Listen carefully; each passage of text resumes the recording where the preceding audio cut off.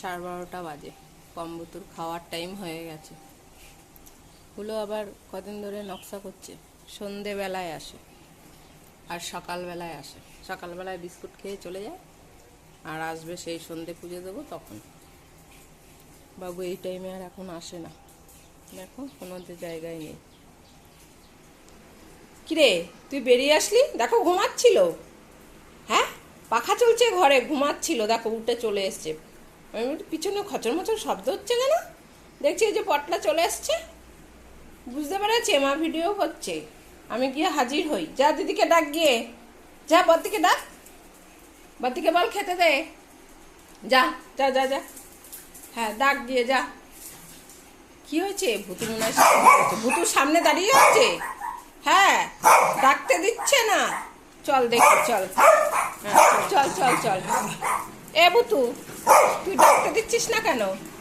এ পিউ পিউ, ওই দেখো ঘুমাচ্ছে নাক ডেকে ডেকে।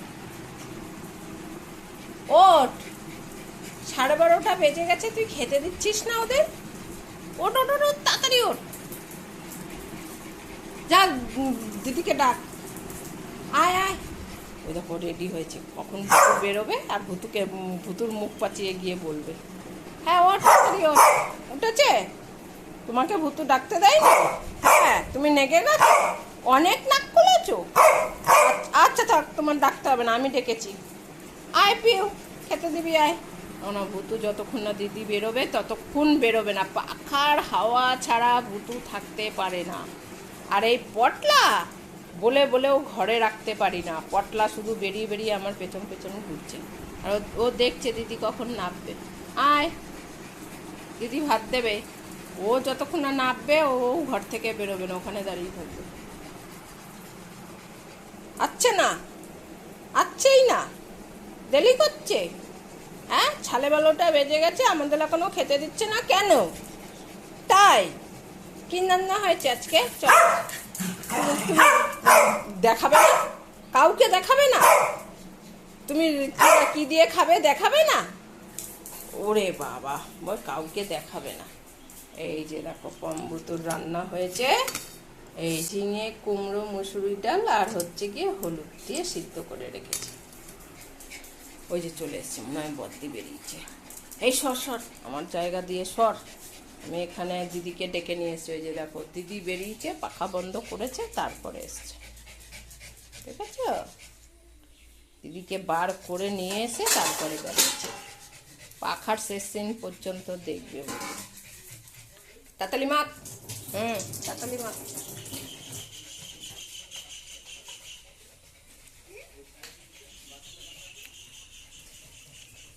হলো সন্ধেবেলায় খাবে, আমরা এখন খেয়ে নিই। ওলে বাবা, ডাল রান্না হয়েছে, ডাল।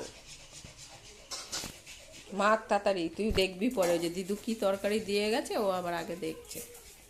নে নে নে নে, মেখে নে তাড়াতাড়ি।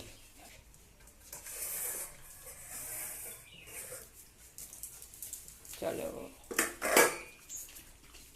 ভাত মাখা হয়ে গেছে আমাদের। ডাল সবজি সিদ্ধ, নাম নাম করে খাচ্ছি আমরা।